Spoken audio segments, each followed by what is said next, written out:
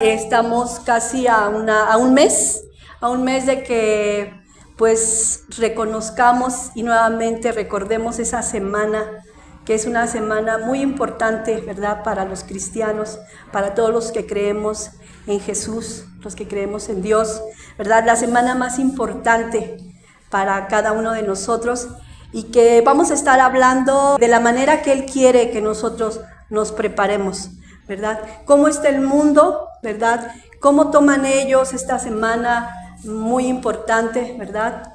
Y cómo el Señor quiere que nosotros nos preparemos. Amén. Entonces vamos a leer Hechos, capítulo 9, del capítulo 1, del versículo 9 al 11, y dice la palabra de Dios así: habiendo dicho estas cosas, viéndolo ellos, fue alzado y lo recibió una nube que le ocultó de sus ojos.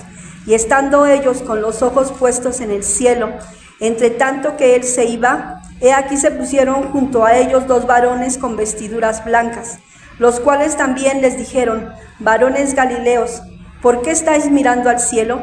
Este mismo Jesús que ha sido tomado de vosotros al cielo, así vendrá como le habéis visto ir al cielo. Cuando nosotros leemos esta porción de Hechos, dice que después él va a los cielos y dicen dos varones que le dicen: ¿por qué miráis al cielo? Este mismo Jesús que ustedes ven que está yendo, así regresará. Así regresará. Entonces, hoy nosotros, hermanos, tenemos que entender toda esa hermosura y todo ese hermoso sacrificio que el Señor ha hecho por cada uno de nosotros. Y bueno, hoy estamos viendo que cómo se está preparando, o cómo creen ustedes que se prepara el mundo para esta semana, decimos la Semana Santa. ¿Cómo se prepara la gente? ¿Cómo cree que se está preparando hoy en día? Dejan de comer carne, van a la ceniza, a sus eventos, hacen viacrucis. Que antes hablar de Semana Santa se guardaba como que un momento de solemnidad, ¿verdad? Guardaban ese respeto. Decían va a ser la semana especial, ¿verdad? Y guardaban ese respeto. Yo me acuerdo que muchos de mis abuelitos no oían música, ¿verdad? No comían carne, no decían malas palabras, trataban de guardarse en esos días. Pero hoy Semana Santa tiene un nuevo significado para la gente. Hoy la Semana Santa es sinónimo de... ¿Cómo de qué cree que es sinónimo? Sinónimo de vacaciones. ¿Qué más? ¿Sinónimo de qué? De fiesta, de carnavales. ¿De qué más? De desenfreno, de inmoralidad. Pero ahora la gente no quiere saber nada de Dios. Hoy veíamos o estamos viendo que para ellos Semana Santa, o para el mundo, es sinónimo de fiesta. ¿Verdad? ¿Qué fiesta vamos a hacer? ¿Qué vamos a hacer en estos días que vienen? Yo no digo que sea malo que nosotros digamos que vamos a preparar una comida, o para disfrutar nosotros mismos también, ¿verdad? Pero hoy la gente no tiene a Jesús en su corazón, no tiene a Dios en su pensamiento. Entonces hoy dice, es día de fiesta, es día de comida, ¿verdad? ¿Y qué nos dice la palabra de Dios ahí en Filipenses 3:19? Dice la palabra de Dios: porque por ahí andan muchos, de los cuales os dije muchas veces, y aún ahora digo llorando, que son enemigos de la cruz de Cristo, al fin de los cuales será perdición, cuyo Dios es el vientre y su gloria es su vergüenza, que solo piensan en lo terrenal, solamente piensan en las cosas carnales. Hoy solamente piensan en la comida, ¿verdad? En las fiestas, en las vacaciones, que están planeando ya a qué playa se van a ir, a qué pueblo mágico se van a ir, y Dios está ajeno a sus vidas. No quiere decir que sea malo que usted pase, que usted disfrute, pero sí hay momentos, dice el Señor, hay tiempo, ¿verdad? Para todo. Hay tiempo para llorar, hay tiempo para reír. Entonces hay un tiempo especial para que busquemos nosotros la presencia de Dios aún más. Y no quiere decir que nada más lo vamos a buscar en Semana Santa, sino que vamos a buscar a Dios en todo momento. Buscarle mientras puede ser hallado. Entre tanto que está cercano, mientras Dios está cercano a nuestras vidas, hay que buscarle, ¿verdad? Hay que buscarle. Entonces, ciertamente, hoy la gente tiene una tradición. Ha metido ahora la tradición de los carnavales. Ahora dice que antes de que empiece la Semana Mayor, que antes que empiecen los 40 días de no comer carne cada viernes, de no hacer cosas, ¿verdad? Dice, vamos a darle rienda suelta a la carne, ¿verdad? Y empiezan a celebrar los carnavales. ¿Qué será un carnaval? ¿O qué es un carnaval? ¿Usted qué sabe de los carnavales? La misma palabra carnaval viene de carne. Carne. Precisamente para eso, es para darle, como usted dijo, rienda suelta a la carne. Ajá. De ahí ¿Sí? viene la palabra carnaval. A los Baales, ajá, muy bien, sí. Bueno, mire, ciertamente la palabra carnaval viene ciertamente de la palabra carne. Ellos van a darle rienda suelta primero a toda la carne, ¿verdad? ¿Y qué se hace en los carnavales? Bailes, beben, ajá, inmoralidad sexual. Hacen ritos, ajá. Y hoy han ido mucho más allá. Yo no sé si usted ha visto en los últimos años, han hecho burla de Jesucristo. Han hecho burla a nuestro Creador, al dador de la vida. Hoy lo han pintado como un homosexual. Hoy lo han pintado como alguien que es derrotado por Satanás. Alguien que no tiene poder alguno. Alguien incluso han llegado a decir que el peor sacrificio que Jesús hizo fue la muerte en la cruz. El peor error o el peor fracaso de Jesús es haber muerto en la cruz. Y eso lo dicen los líderes altos de muchas religiones, ¿verdad? Pero dice la palabra de Dios que el mejor sacrificio fue su muerte y muerte de cruz, ¿verdad? Que Él se humilló a sí mismo, dejando todo, su gloria, su reino, su poder, su deidad. Él dejó todo en los cielos por amor a ti, por amor a mí, por amor al mundo, para venirnos a salvar de una condenación. Él no le importó despojarse de la realeza de rey para venir a ser un simple humano y morir en la cruz del Calvario. Él vino a entregar su vida en pasión y en amor por ti y por mí. Mas sin en cambio hoy el mundo se burla de Jesús. Hoy se burlan en los carnavales. Hoy se presentan o están haciendo una obra de esto de Semana Santa en Hollywood. Una mujer un hombre que se hizo mujer, ¿verdad? Y que ahora va a representar el papel de Jesucristo, ¿verdad? Un homosexual, hablando de esto, ¿verdad? Y son cosas aberrantes que el mundo está haciendo, cosas que no van con la voluntad de Dios. Cuando hablamos de carnaval, yo estaba investigando y de alguna manera esto viene desde la antigüedad, desde los sumerios, ¿verdad? Viene después de los sumerios, pasa a los egipcios y de los egipcios, de alguna manera pasa también a las tradiciones que son adoptadas en la Iglesia Católica Romana. Y lo más triste que aún dentro del cristianismo, ahora estas prácticas se han metido, ¿verdad? Gente que dice, es Semana Santa, no vamos a abrir, se cierran los templos y cada quien que se vaya a disfrutar, ¿verdad? Cuando es el momento de agradecer a nuestro Salvador, ¿verdad? Hay tiempo, yo les decía, para todo, para todo. Entonces, la palabra carnaval también viene de la palabra carna, que era un dios de la antigüedad de los sumerios, ¿verdad? Y este era un dios pagano, al cual era el símbolo de la sexualidad y de la lujuria. Entonces, cuando ellos hacían sus carnavales, cuando hacían este tipo de fiestas, ¿verdad? Adoraban y había todo tipo de desenfreno, de sexualidad, de orgías, de lujuria, ¿verdad? También nos habla acerca de carne a Baal, como lo veíamos, carnaval o carne a Baal. ¿Y quién era Baal en la Biblia? ¿Quién era Baal en la Biblia? Un dios pagano de los cananeos, ¿verdad? Un dios, una imagen que adoraban, ¿verdad? Que incluso Jezabel hizo que se adorara, que el pueblo de Israel aprendiera a dar culto, ¿verdad? A este ídolo, a Baal, ¿verdad? Incluso Elías, ¿verdad? Tiene un enfrentamiento con los Baales, ¿verdad? Con los profetas de Baal, perdón, ¿verdad? Y que empieza a decirles, a ver, vamos a ver, ¿quién es Dios? Si Baal es Dios, que haga descender fuego del cielo.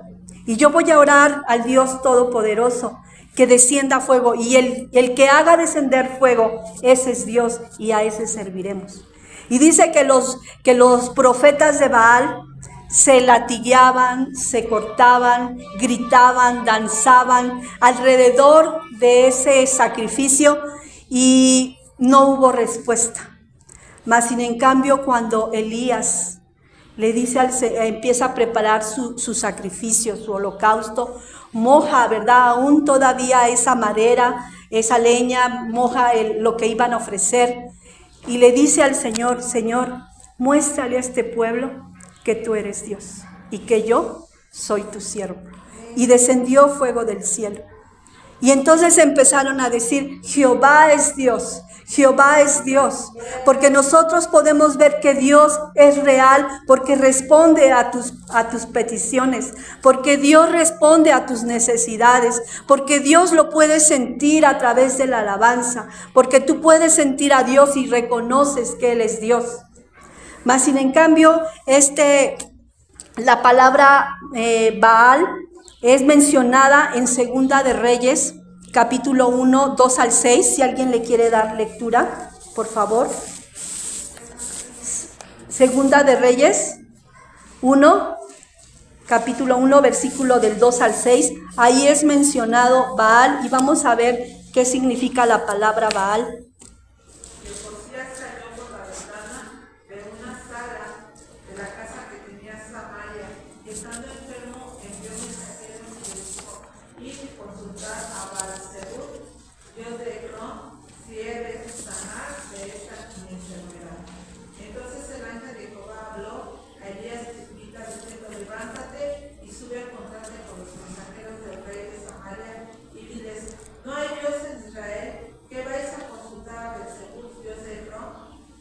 Entonces aquí vemos cómo van y consultan a Baal, o dicho de otra manera, uno de los nombres de Satanás es Belcebú.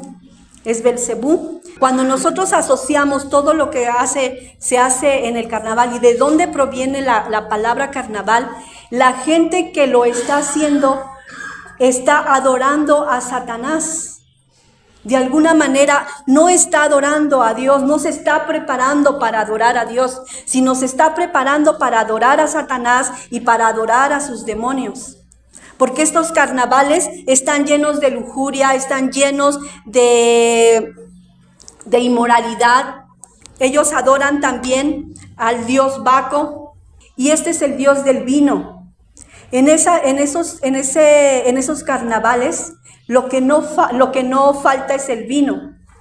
Y es una situación de embriaguez, de desenfreno, de depravación moral, adorando, haciendo ritos, ¿verdad? Haciendo ritos y ofreciendo a sus hijos a Baal, como lo hacían en la antigüedad.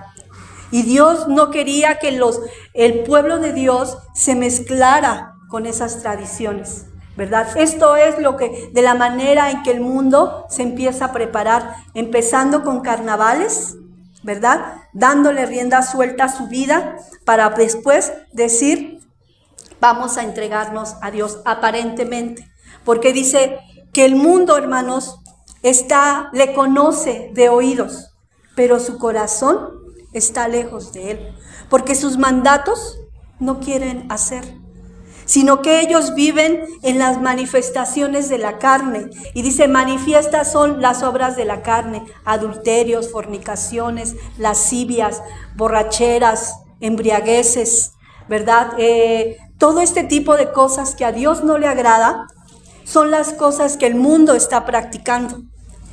Mas sin en cambio el Señor nos dice, pero a ustedes no les es permitido hacer esto. La palabra de Dios nos dice ahí en el libro de Deuteronomio 18, 9 y 14, nos dice, cuando entres a la tierra que Jehová tu Dios te da, no aprenderás a hacer ninguna de las abominaciones de aquellas naciones, porque estas naciones que vas a heredar a agoreros y adivinos oyen, mas a ti no te ha permitido esto Jehová. Dios a su pueblo no le ha permitido, aunque estamos en el mundo, no somos del mundo. Aunque estamos en medio de todas estas cosas, depravación moral hoy en día, ¿verdad? Porque nos habla que el carácter de los hombres hoy, ¿verdad?, sería terrible. Amadores de sí mismos, desleales, intemperantes, crueles, aborrecedores de lo bueno. A lo bueno le llamarían malo y a lo malo bueno. Hoy habría hombres sin el temor de Dios. Y yo lo veía en la traducción lenguaje actual, y usted lo puede encontrar en 2 de Timoteo 3, del 1 al 4. Y en la traducción del lenguaje actual dice así: debes saber también que en los últimos días, antes de que llegue el fin del mundo, la gente enfrentará muchas dificultades. Habrá gente egoísta, interesada solamente en ganar más y más dinero. También habrá gente orgullosa, que se creerá más importante que los demás. No respetará a Dios ni obedecerán a sus padres, sino que serán malagradecidos y ofenderán a todos. Serán crueles y violentos. No podrán dominar sus malos deseos. Se llenarán de odio, dirán mentira acerca de los demás y odiarán todo lo que es bueno. No se podrá confiar en los orgullosos, porque actuarán sin pensar. En vez de obedecer a Dios, solo harán lo que les venga en gana. Dirán que aman y respetan a Dios, pero con su conducta demostrarán lo contrario. La conducta de hoy del mundo es todo lo contrario a lo que Dios establece en su palabra, ¿verdad? El mundo se está preparando así. Tristemente, mucha iglesia, muchos que han conocido al Dios verdadero, van en camino también del desenfreno, de la inmoralidad, son seducidos por el mundo, ¿verdad? Y Dios nos dice, no, a ti no te es permitido vivir de esa manera. A la tierra que yo te voy a dar, no hagas conforme a sus abominaciones. En el carnaval se disfrazan, ¿verdad? Y se ponen máscaras. Esas máscaras no dejan ver la realidad, la sinceridad. Escuchaba una vez a la hermana Patti acerca de decir de unas vasijas. ¿Por qué era la sinceridad, hermana? Porque esas vasijas las probaban con cera, había quien las vendía y si estaban sentidas les ponían cera para que se vieran bien, pero cuando las ponían al sol, esa cera se derretía y ya se veía la verdad de esa vasija que estaba mal, que estaba defectuosa. Entonces pues, de ahí viene la palabra sincera, sincera, sinceridad, o sea, algo que es legítimo. Que sea legítimo. Sí, que no haya aberturas, ¿verdad? Que no nos cubramos, ¿verdad? Que no haya apariencias, sino que nos presentemos a Dios, porque esto es cómo se debe presentar o cómo se debe presentar el cristiano, porque ya vimos cómo se presenta el mundo para celebrar estas cosas. Pero ¿qué nos dice a nosotros? ¿Cómo nos dice el Señor? ¿Cómo te tienes que presentar a mí? ¿Cómo te tienes que preparar para mí? ¿Verdad? Dice, preséntate como un sacrificio vivo, agradable para Dios. Alguien que sienta mi presencia, alguien que me adore en espíritu y en verdad, porque Dios está buscando tales adoradores, gente sincera, gente que le adore en verdad con todo el corazón, que se quite las apariencias y que de verdad adoremos a Dios con todo el corazón, que seamos sinceros, sin coberturas. Porque esta gente cuando celebra el carnaval se pone máscaras, se pone un disfraz. Pero el Señor no quiere que nos pongamos máscaras y disfraces, sino que nos presentemos como un libro abierto delante de Él. Que no tenga nada de qué avergonzarse. No está diciendo que no cometemos errores, pero esto es a lo que Dios dice: te equivocaste, ven y pide perdón, límpiate, santifícate, lávate, mi sangre preciosa te limpia de todo pecado. Dice que si hemos pecado, abogado tenemos para con el Padre, a Jesucristo el justo, que Él nos limpia de todo pecado. Le decía Jesús a sus discípulos: ustedes ya no tienen necesidad, ¿verdad?, de que yo los bañe completos, sino solamente lávense los pies.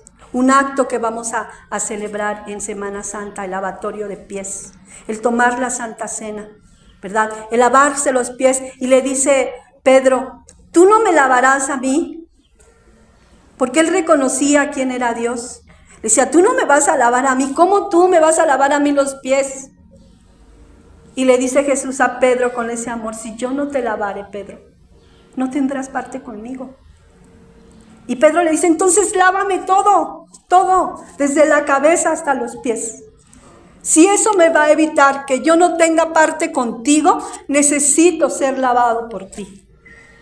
Y esto es lo que el Señor nos dice, que Él nos lave en estos días, que empecemos a prepararnos en esa limpieza, en esa santidad, en ponernos a cuentas con Dios, porque Él ha prometido regresar, porque Él ha prometido venir por un pueblo que le ama, por una iglesia que le ama, ¿verdad? Porque Él lo dijo claramente: a ese varón que ustedes ven que va entre las nubes, así mismo volverá. El pueblo de Dios tiene que recordar que el sacrificio de Dios es lo más importante. Sin Él, hermanos, estaríamos muertos en nuestros pecados y en nuestros delitos. Sin la muerte de Jesucristo no tendríamos derecho a estar con Él. Solamente dice que se presentó una vez y para siempre, como ese sacrificio, ¿verdad?, para perdón de los pecados. Y se presentó una vez y para siempre, hecho un sacrificio único, ¿verdad? Cuando Él va delante de Juan, cuando Él va a bautizarse, le dice: he aquí el Cordero de Dios que quita el pecado del mundo. Él venía, hermanos, en esa humildad. Se hizo a nivel humano, ¿verdad? Él vino para dar su vida por rescate de cada uno de nosotros. Entonces, ¿cómo dice el Señor que nosotros nos debemos de preparar nuestros cuerpos como un sacrificio vivo y agradable para Dios? Dice ahí en Romanos 12, 1 y 2, dice la palabra de Dios así: así que, hermanos, os ruego por las misericordias de Dios que presentéis vuestros cuerpos en sacrificio vivo, santo, agradable a Dios, que es vuestro culto racional. No os conforméis a este siglo, sino transformados por medio de la renovación de vuestro entendimiento, para que comprobéis cuál sea la buena voluntad de Dios, agradable y perfecta. Entonces dice: no te conformes a este siglo, no te conformes como vive el mundo. Transfórmate renuévate en el entendimiento de vuestra mente. Trata de entender la palabra. ¿Cómo vamos a cambiar nuestros pensamientos? A través de la palabra de Dios. Porque Él es nuestro manual de vida.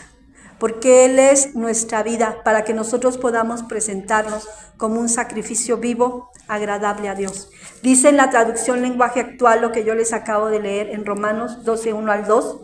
Por eso, hermanos míos, ya que Dios es tan bueno con ustedes, les ruego que dediquen toda su vida a servirle y a hacer todo lo que a Él le agrada. Así es como se le debe adorar. Y no vivan ya como vive todo el mundo.